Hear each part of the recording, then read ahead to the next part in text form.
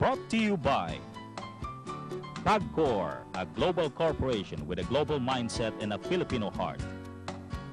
San Miguel, affordable. Pag-ibig Fund, matatag na haligi ng inyong kinabukasan.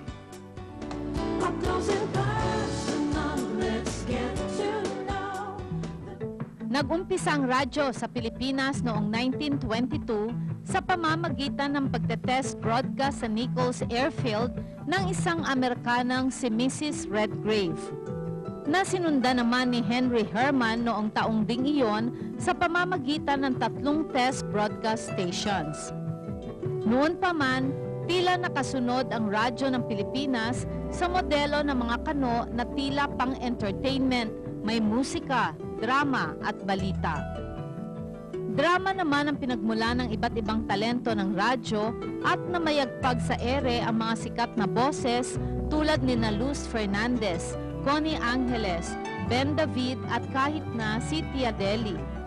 Pero sa pagpasok ng dekada 80 at 90, nauso ang pagsalin sa Tagalog ng mga Japanese anime pati na mga teledrama mula sa Mexico at lumawak ang bagong propesyon ng voice acting sa pamamagitan ng dubbing. Ngayon, Korean novela naman ang in na in at tila hindi na mapigilan ang pagbibigay buhay ng mga isinaling dula sa pamamagitan ng samut-saring boses Pinoy. Okay, CD. Mga ganun. Tama ka lang ng aking mystical dragon blaster, ha? Good evening, ladies and gentlemen. Welcome to Up Close and Personal. Ngayong gabi po'y makakasama natin ang grupo ng Creative Voices. Alamin po natin yan. Maya-maya lamang malalaman niyo po kung sino ang mga bosses behind the movies, television or radio shows na napapanood niyo po na napakadali po nilang magpalit-palit ng boses. Ewan ko paano po nila ginagawa. Alamin po natin yan dito sa Up Close and Personal. Ngayong gabi, kasama po natin ang presidente ng Creative Voices. Wala pong iba kundi ang kasama ko rin sa Philippine Marketing Association, si Pocholo Gonzales. Hi, Pocholo. First of all, I just want to thank you, Miss Marisa. Aba, napakaganda mo pa rin hanggang ngayon. Mabuhay ka para sa Philippines 2000. Wow! Pocholo, ikaw ba yan? Teka muna ha, teka muna. Parang si FBR tong kausap ko. Medyo, ginagaya ko lang ang boses niya. At kasama ko rin yung aking former Vice President. Siyempre, ako yun. Sabi ko lang, welcome yun. to Creative Voices. Thank you. Mga kaibigan, paumpisa pa lang huyan dito sa Up Close and Personal. Okay, Pocholo, pwede bang bigyan mo kami ng insight kung kailan nagsimula itong Creative Voices? Dahil kasama natin ang mga gwapo at magagandang taga Creative Voices, of course. Nandiyan si Byron, si Sap, at saka si Jill. Kailan nagsimula itong Creative Voices? Creative Voices started in 2005, actually. Ang former name niya yun, Voice Cell Productions. So I changed Voice it Cell into Productions. Creative Voices. Actually, Creative Voices or Creative Voices means we create creative voices. Oo So from nga. nothing to something, That's ganon. right, And oo. kahit anong kailangan ng boses, kaya naming bigyan ng buhay. Yon. Dito sa Creative Voices, gaano ba karami ang mga dubbers natin bukod dito sa Creative Voices na talagang in-house mo? Tapos ilan talaga kayo sa grupo Actually, ninyo? ang mga voice artists namin, we call them voice artists. Isa doon yung mga dubbers, magkakasama na yan, mga radio drama talent. More than 300 na yung mga voice artists namin I dito. see. At meron ding organization para dito? Recently, we created, actually 2005 din, na-create yung Society of Young Voice Artists of the Philippines.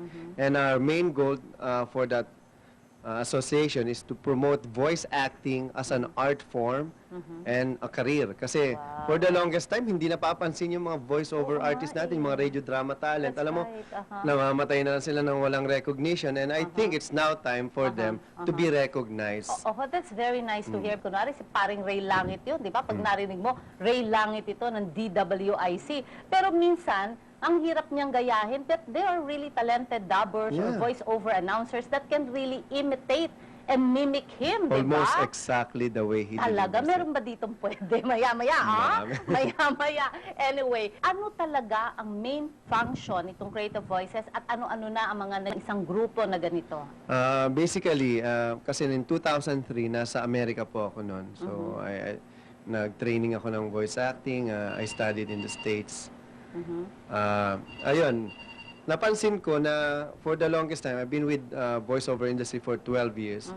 Napansin ko na parang hindi na-recognize, puro na lang reklamo yung karamihan sa mga voice artists na hindi nababayaran on time, maliit ang mga talent fee. Especially sa advertising, kumbaga I can say one of the worst practice kasi we sign blank contracts, we don't know how much, when we will get the talent fee.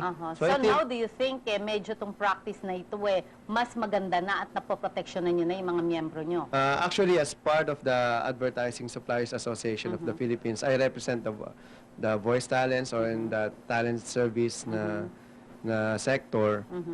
We are on talks with ad board and mga That's good. recording studio para magkaroon ng So, you have kontrata. now a real identity. Yes, I think yun nga ang problem the individualism. Madaling targetin ang isang taong nag-iisa lang.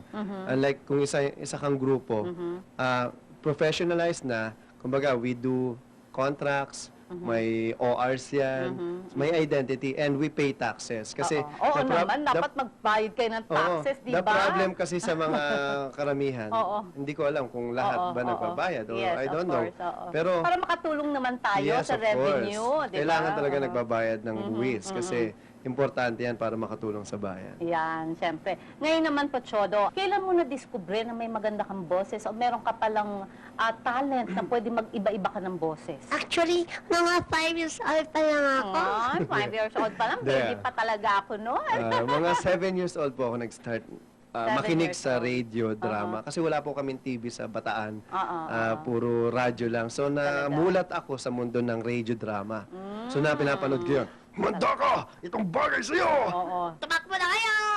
Sandali po! Hintayin mo ako! So, ginagaya-gaya ko siya. Nakakaaliw, pero mo Yeah. yun. From bata to matanda to parang hoodlum na Yeah. boses, di ba? Walang Kumbaga, problema mag-iisip dun, ako. tol. Oo, di ba? Tama. Naging mahirap ba para sa'yo mag-umpisa magkaroon ng itong voice-over talents para itayo mo to at napakadali ba para igrupo mo ang mga miyembro mo? Kasi ang voice acting po kasi, parang kanta yan kanya-kanyang genre. May radio drama, iba-ibang approach. Yeah. Dubbing, commercial voiceover, live voiceover, hosting. Actually, hosting is not considered a voiceover kasi nakikita. Yeah. Voice acting po kasi cannot be seen. That's right. So, actually, mahirap talaga kasi hindi talaga nagkakaisa yung karamihan sa mga voice artists. May tumatanggap ng mababa. Oo, depende kasi if May you need hindi. a job, di ba? Yeah. Or depende rin naman kung medyo mas close sa'yo yung nagpapagawa Yan. nung voice-over Yung na nakita yun. ko may politika rin. Sabi ko, paano unlad ang industriyang to kung kamag-anak incorporated, kung mga KKK, kaibigan, kabarkada, kamag-anak, yung nandun lang. Although, syempre may experience yung iba. Pero ang point, how about those people who don't have any mga connections?